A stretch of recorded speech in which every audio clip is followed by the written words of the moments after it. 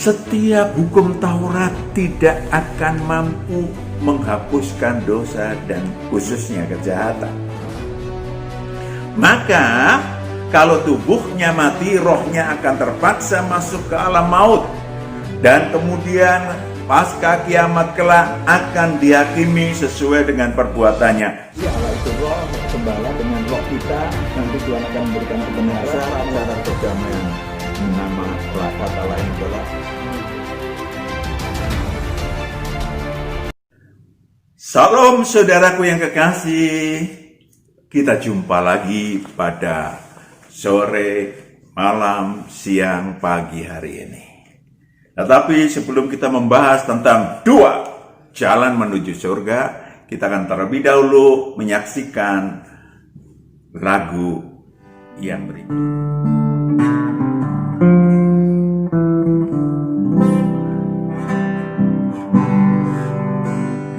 Bawa aku Tuhan ke tempat yang maha tinggi, bawa aku Tuhan ke tempat yang maha kudus, agar ku mengerti semua yang Engkau inginkan, ku pahami hati perasaanmu.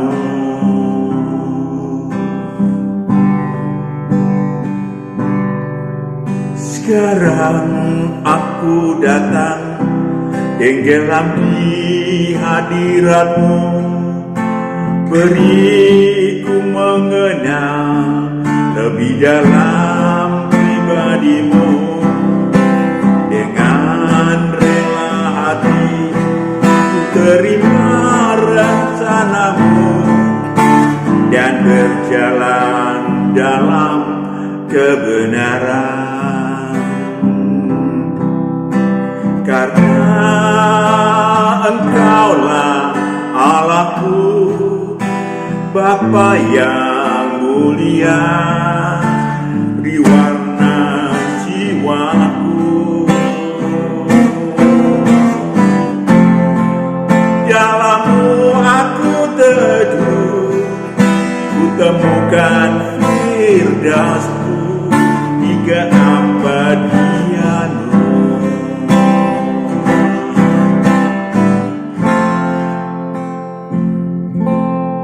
Dalam-Mu aku teduh, ku temukan firdaus-Ku di keabadian-Mu.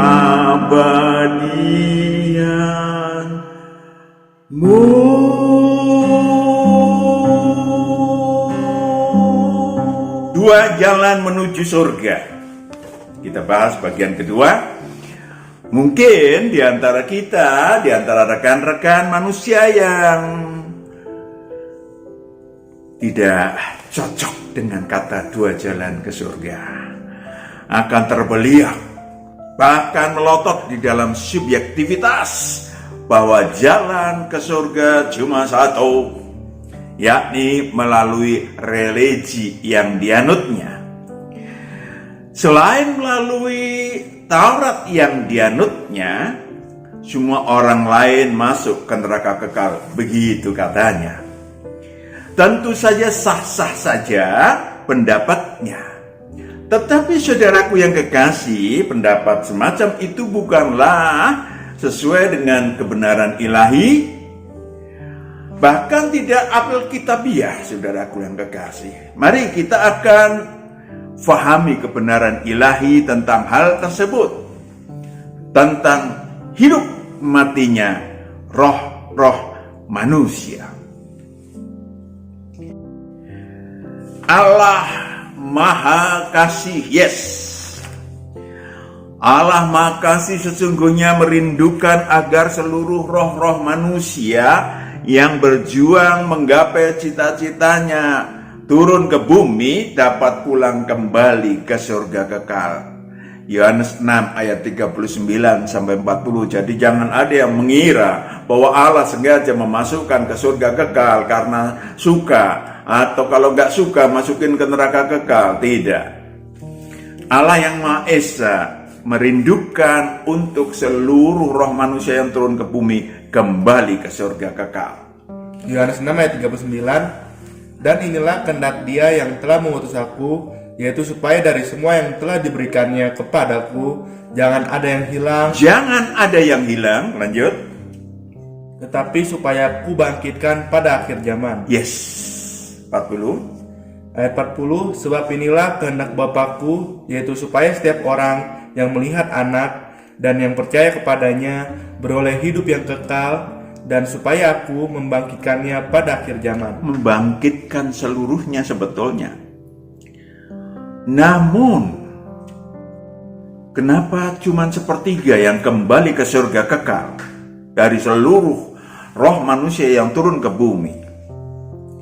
Dengan status ilahinya Allah yang maha adil dan maha benar dan maha kudus, Dia harus melaksanakan ketiga kemahaannya tersebut. Sehingga tadi menugaskan kepada sang anak domba, Yohanes 5 ayat 22. Yohanes 5 ayat 22, Bapa tidak menghakimi siapapun, melainkan telah menyerahkan penghakiman itu seluruhnya kepada anak. Ya, menyerahkan seluruh penghakiman itu kepada anak untuk menyeleksi dan menghakimi setiap roh-roh manusia dengan adil dan benar. Ayat 27, Yohanes 5 ayat 27 sampai 30. Adil dan benar. Yohanes 5 ayat 27, dan Ia telah memberikan kuasa padanya untuk menghakimi karena Ia adalah anak manusia. Karena anak manusia. Jadi nggak ada yang boleh mengatakan, waduh ya iyalah dia nggak pernah jadi manusia. Pernah. Maka disebut anak manusia. Lanjut. Ayat 28, janganlah kamu heran akan hal itu, sebab saatnya akan tiba bahwa semua orang yang di dalam kuburan akan mendengar suaranya. Di dalam kuburan, rohnya artinya yang berada di alam maut. Lanjut. Ayat 29, dan mereka yang telah berbuat baik akan keluar dan bangkit untuk hidup yang kekal. Mereka yang berbuat baik bangkit untuk hidup yang kekal. Lanjut. Tetapi mereka yang telah berbuat jahat akan bangkit untuk dihukum. Itu dia. 30. Ayat 30, aku tidak dapat berbuat apa-apa dari diriku sendiri. Aku menghakimi sesuai dengan apa yang aku dengar, dan penghakimanku adil, sebab aku tidak menuruti kehendakku sendiri, melainkan kehendak Dia yang mengutus aku. Kehendak Dia yang mengutus aku. Anak manusia akan menghakimi sesuai dengan perbuatan si manusia. Ya, pada waktu si manusia hidup, apakah dia berbuat baik atau berbuat jahat? Itu kebenarannya. Maka mereka yang menganut Taurat dan kitab para nabi apapun juga. Bagaimana Pak mereka yang mati, lahir di tempat yang tidak pernah mengenal agama, di gurun Gobi mungkin, atau di Cina daratan di tengah-tengah, atau di Greenland. Dari lahir sampai mati mereka tidak mengenal agama apapun, Taurat yang manapun. Sekali lagi Allah Maha Adil. Roma 2 ayat 12 sampai 16, supaya kita tahu persis.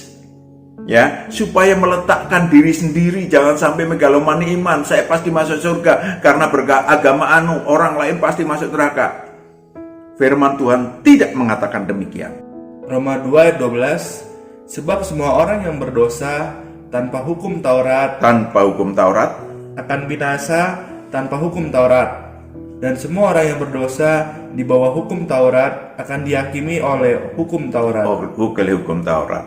Terus Ayat 13, karena bukanlah orang yang mendengar hukum Taurat yang benar di hadapan Allah, tetapi orang yang melakukan hukum Taurat yang akan dibenarkan. Yes. Apabila bangsa-bangsa lain yang tidak memiliki hukum Taurat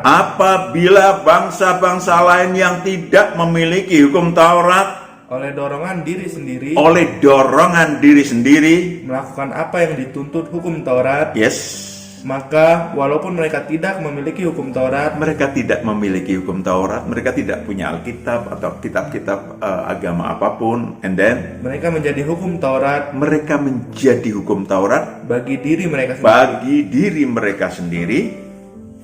Ayat 15, sebab dengan itu mereka menunjukkan bahwa isi hukum Taurat ada tertulis di dalam hati mereka, Ada tertulis di dalam hati mereka, dan suara hati mereka turut bersaksi, dan pikiran mereka saling menuduh atau saling membela. 16. Ayat 16, hal itu akan tampak pada hari bila mana Allah sesuai dengan Injil yang kuberitakan akan menghakimi segala sesuatu Menghakimi segala sesuatu yang tersembunyi dalam hati manusia yang oleh Kristus tersembunyi Yesus. dalam hati manusia oleh Kristus Yesus. Sekali lagi, tidak benar bahwa cuma satu jalan ke surga kekal.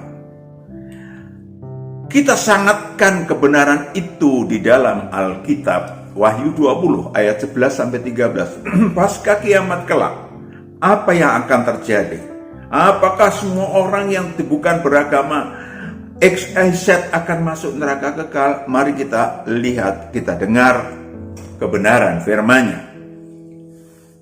Wahyu 20 ayat 11, lalu aku melihat suatu tata putih yang besar, dan dia yang duduk di atasnya. Dia yang duduk di atasnya, Dari hadapannya lenyaplah bumi dan langit, yes. dan tidak ditemukan lagi tempatnya. Lalu Ayat 12, dan aku melihat orang-orang mati, besar dan kecil, berdiri di depan tata itu, lalu dibuka semua kitab, dan dibuka juga sebuah kitab lain, yaitu kitab kehidupan. kitab kehidupan. Pasca kiamat akan ada penghakiman yang luar biasa bagi seluruh roh manusia di muka bumi ini. Mereka yang dari alam maut dibawa untuk dihakimi. Ada kitab kehidupan, lalu Dan orang-orang mati dihakimi menurut perbuatan mereka, menurut perbuatan mereka. berdasarkan apa yang ada tertulis di dalam kitab-kitab itu. Ada yang tertulis di dalam kitab-kitab itu, saudaraku yang kekasih. Kitab yang mereka anut semasa hidupnya.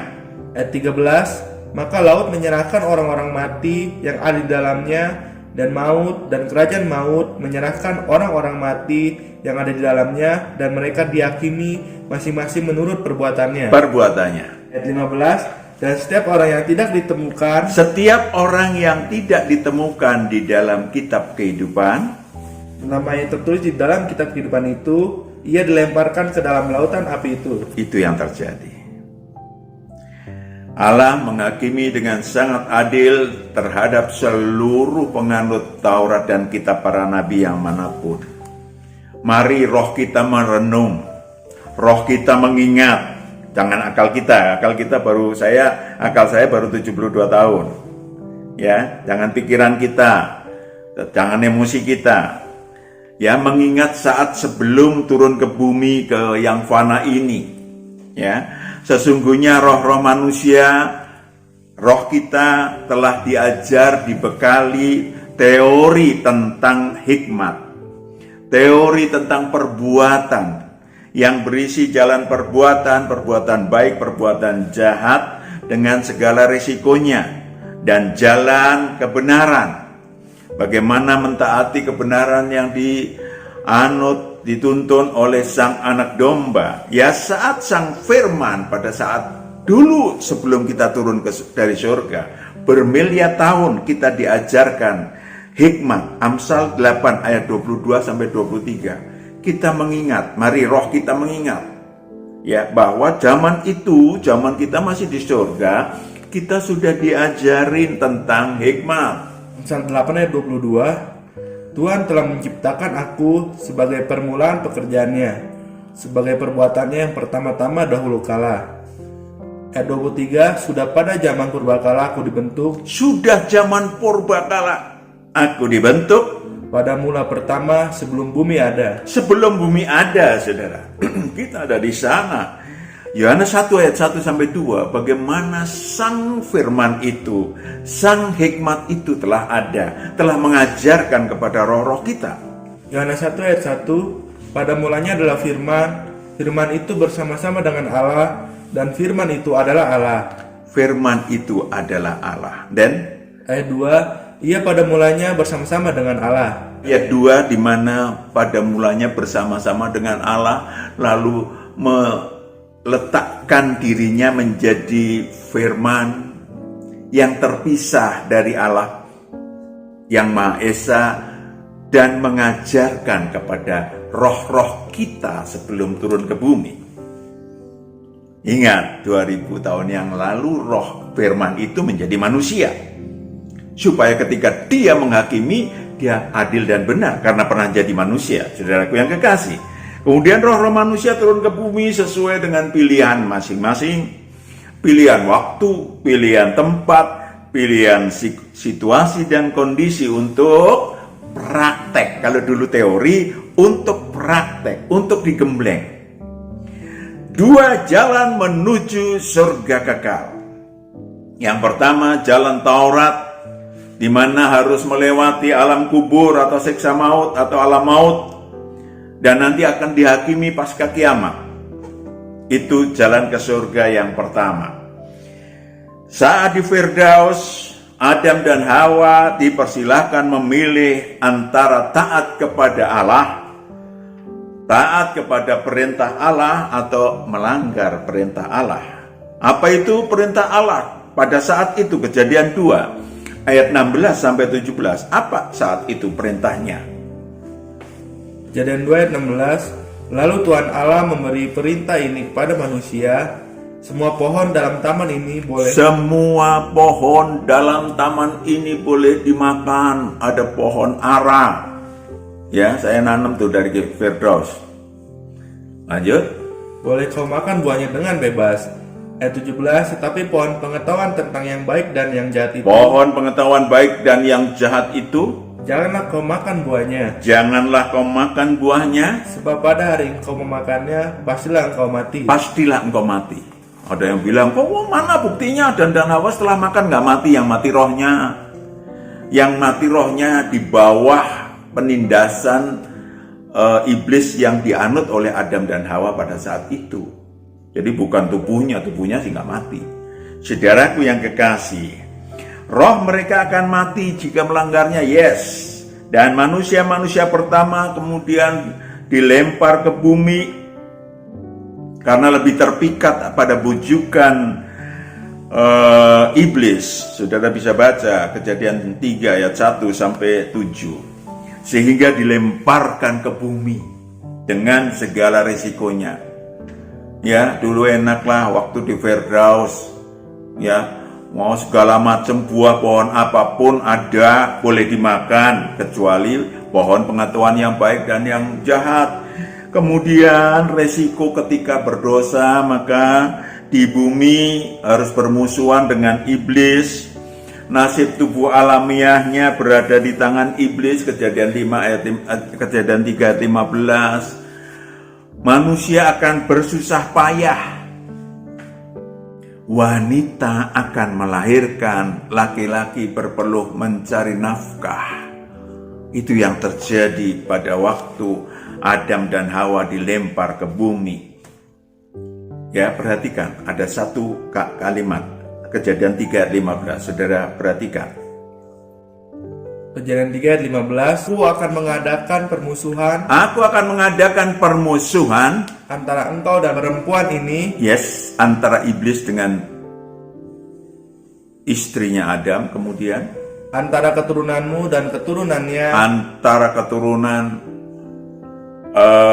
Adam dan Hawa dan keturunan, tanda kutip ya, keturunan atau anak buah dari iblis.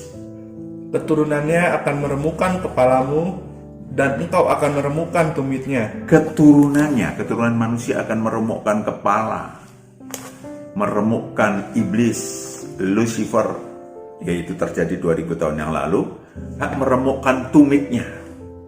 Artinya setiap manusia nasibnya bisa dikendalikan, dikerjain oleh iblis dengan nasib buruk. Itu tumit, lambang nasib buruk. Ayat 16. Ayat 16, firman-Nya kepada perempuan itu, susah payahmu waktu mengandung akan kubuat sangat banyak. dengan kesakitan kau akan melahirkan anakmu, namun kau akan berahi kepada suamimu dan ia akan berkuasa atasmu. Saudaraku yang kekasih, kemudian saudara bisa baca ayat 16, 17, 18. Dalam Taurat ada dua. Tadi udah dibaca, Taurat dalam hati dan Taurat dan kitab para nabi yang ada kitab-kitabnya. Saudaraku yang kekasih, semua akan dihakimi oleh Sang Kristus. Manusia yang manapun. Kalau saya mending mengenal dia dan dikenal dia selama saya masih hidup. Jadi nantinya ketemu saya sudah memiliki pengenalan dan dia mengenal saya. Sejak zaman Musa mulai ada Taurat yang tertulis dengan ketentuan dasar 10 perintah Allah. Saudara bisa baca Kejadian 20 ayat 1 sampai 17. Kemudian menyusul banyak nabi-nabi yang memberi katakan Taurat yang disampaikan oleh malaikat terang. Ya, Taurat itu disampaikan oleh malaikat terang yang dikendalikan oleh Sang Anak Manusia. Malaikat terang itu dikendalikan oleh Sang Kristus, Sang Anak Domba, Sang Anak Manusia. Wahyu 1 ayat 16. Perhatikan baik-baik. Seluruh malaikat terang dikendalikan oleh Sang Anak Domba. Wahyu 1 ayat 16. Dan di tangan kanannya ia memegang 7 bintang. 7 bintang. Ayat 20. Ayat 20. Dan rahasia ketujuh bintang yang telah kau lihat pada tangan kananku dan ketujuh kaki dian emas itu, ketujuh bintang itu ialah malaikat. Iya, ketujuh bintang itu adalah malaikat. Seluruh Taurat dan kitab para nabi bergantung pada hukum utama. Jadi seluruh kitab Taurat dan kitab para nabi, religi yang manapun tergantung dari hukum utama. Dengarkanlah hai orang Israel, Tuhan Allah kita, Tuhan itu Esa. Kasihlah Tuhan Allahmu dengan segenap hatimu dan segenap jiwamu dan dengan segenap akal budimu dan dengan segenap kekuatanmu. Markus 12 ayat 28 sampai 30, saudara bisa baca yang saya katakan tadi. Ada hukum kedua, kasihlah sesamamu manusia seperti dirimu sendiri. Saudara bisa dilihat pada Matius 22 ayat 39. Pada kedua hukum tersebutlah setiap hukum Taurat tidak akan mampu menghapuskan dosa dan khususnya kejahatan. Maka kalau tubuhnya mati, rohnya akan terpaksa masuk ke alam maut. Dan kemudian pasca kiamat kelak akan dihakimi sesuai dengan perbuatannya. Sudah kita baca tadi. Ada buku kehidupan. Sudah kita baca tadi.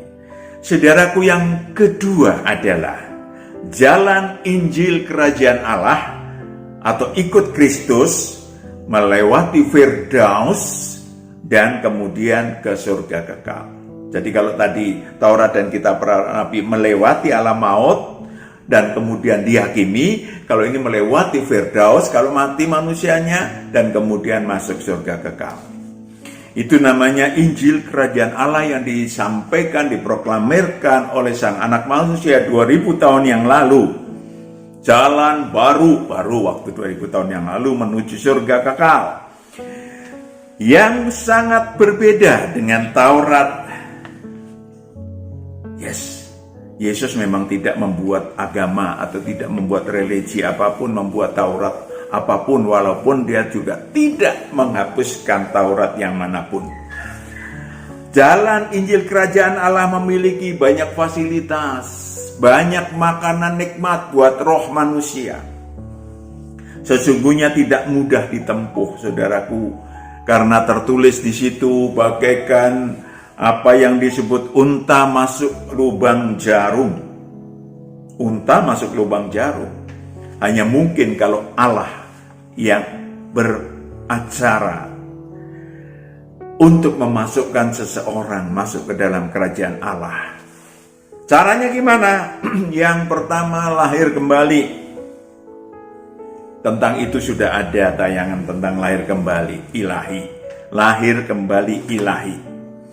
Saudaraku yang kekasih, yang tadinya terpisah dari Allah, Yesaya 59 ayat 1 dan 2, ketika lahir kembali dosanya diampuni dan disucikan kejahatannya, maka menjadi akrab dengan Allah, damai dengan Allah.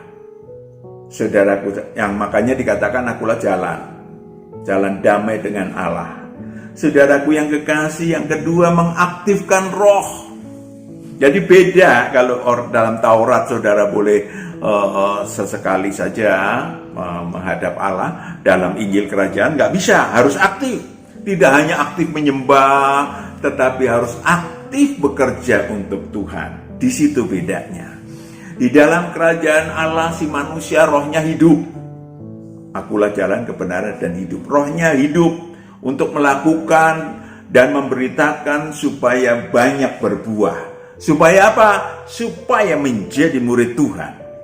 Di dalam Kerajaan Allah tidak boleh pasif, sekali lagi tidak boleh berdiam diri, nggak boleh kosong. Kenapa? Iblis yang pernah tinggal di dalam diri si manusia sudah diusir oleh sang anak domba. Matius 12:43 sampai 45. Kalau kosong, maka roh-roh jahat itu akan masuk kembali ke dalam diri orang itu. Itu masalahnya. Matius 12 ayat 43, apabila roh jahat keluar dari manusia, ia pun mengembara ke tempat-tempat yang tandus mencari perhentian, Ya, tetapi ia tidak mendapatkannya. Lalu ia berkata, aku akan kembali ke rumah yang telah kutinggalkan itu. Maka pergilah ia dan mendapati rumah itu kosong, bersih tersapu dan rapi teratur. Ayat 45, lalu ia keluar dan mengajak 7 roh lain yang lebih jahat daripadanya, dan mereka masuk dan berdiam diri di situ. Itu dia. Maka akhirnya keadaan orang itu lebih buruk daripada keadaannya semula. Tidak boleh kosong. Setelah lahir kembali harus aktif, harus hidup rohnya, tidak boleh kosong. Kemudian menuai, yang terakhir adalah menuai kebenaran. Mengasihi Yesus Kristus artinya kalau saudara mentaati apa yang Tuhan bos kita di Firdaus nantinya, dulunya, kemudian di Kerajaan Allah di bumi, saudaraku yang kekasih, bosnya adalah sang anak domba, maka kita akan menuruti segala perintahnya. Dan perhatikan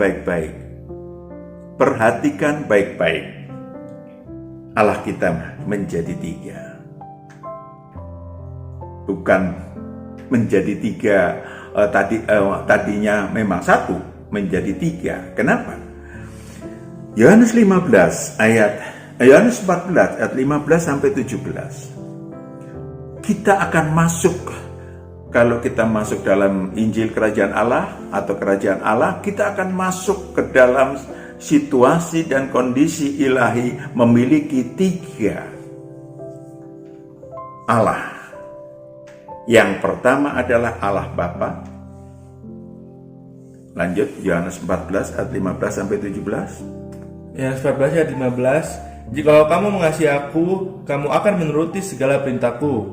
16, aku akan minta kepada Bapa, dan ia akan memberikan kepadamu seorang penolong yang lain, supaya ia menyertai kamu selama-lamanya. Ayat 17, yaitu roh kebenaran. Dunia tidak dapat menerima dia, sebab dunia tidak melihat dia dan tidak mengenal dia. Ada Allah Bapa, ada Allah anak domba yang meminta tadi kalau Anda dan saya menuruti perintahnya. Yang terakhir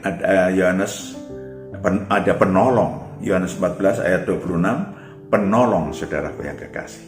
Ketiga. Yohanes 14 ayat 26, tetapi penghibur yaitu Roh Kudus yang akan diutus oleh Bapa dalam namaku, dialah yang akan mengajarkan segala sesuatu kepadamu. Bapa dalam namaku, dia akan dan akan mengingatkan kamu akan semua yang telah kukatakan kepadamu. Itu dia. Jadi kita masuk atau dibaptis dalam ilahi, kita memasuki 3, Allah Bapa, Allah Anak, dan Allah Roh Kudus. Hidup kita dipimpin oleh ketiganya. Dalam roh kita yang hidup dipimpin di dalam kebenaran setiap saat. Sehingga hidup kita, saudaraku, ada kebenaran ilahi. Kita dapat memahami kebenaran ilahi. Dan ada lagi yang disebut sebagai kebenaran jasmani. Kita membutuhkan kebenaran jasmani. Setiap kesusahan akan diberikan kebenarannya. Jadi, di dalam kerajaan Allah dibutuhkan saudara berbuah, berprestasi ilahi, berproduktif ilahi. Sesungguhnya sudah ada tayangan-tayangan tentang Injil Kerajaan Allah. Saudara bisa menengok, menyaksikan ulang tayangan menjadi sahabat Tuhan, menikmati Allah Tritunggal, dan memiliki kunci 3 surga. Sekali lagi demikianlah, dua jalan menuju surga kekal untuk difahami, untuk dipilih, untuk ditempuh dengan sungguh-sungguh. Sampai jumpa. Tuhan memberkati saudara seluruhnya. Kita berdoa. Terima kasih Bapa. Biarlah kami memeteraikan kebenaran-kebenaran itu ke dalam kehidupan kami, supaya kami boleh memahami kebenaran itu dan melangkah di dalam kehidupan kami. Terima kasih untuk segalanya. Di dalam nama Yesus Kristus, Engkau hadir di dalam anak-anak-Mu yang mendengarkan dan melihat tayangan ini. Haleluya, amin. Tuhan berkati, sampai jumpa.